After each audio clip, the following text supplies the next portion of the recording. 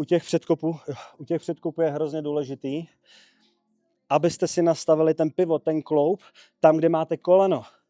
Jo? Ne vepředějc, ne vzadějc, protože přitížíš koleno. Takže tam, kde se ohejbá ten stroj, kde je ten kloup, tam byste měli mít koleno. To je základní věc, kterou byste si měli srovnat vždycky, když si nastavujete ten stroj. Potom další důležitá věc je ta, že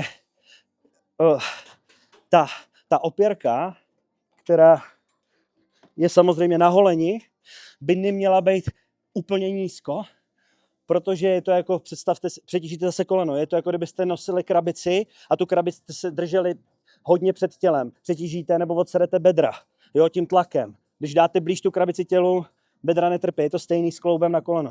Když tohle budete mít moc nízko, odserete si koleno.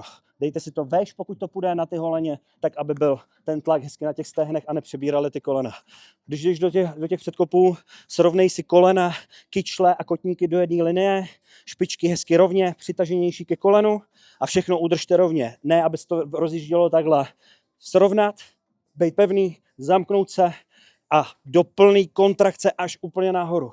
Tohle je největší error a chyba u lidí.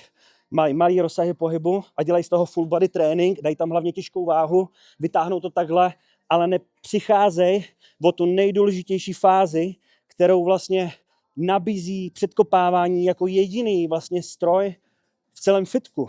Jediný cvik u předkopů můžeš jít do plný kontrakce těch kvadricepsů. A když tam dáš těžkou váhu a nedopneš ty stehna úplně do plný kontrakce, je to prostě hloupý. Slušně řečeno, budu slušný, aby mě mamka nevynadala, tak je to samozřejmě kravina. Takže selským rozumem využít toho, co tenhle stroj nabízí, na full, plná kontrakce svalů. Zase, ať vás nepřepírá ego, je vám to k prdu, chcete, aby vám rostly svaly. Nedělejte z toho full body trénink.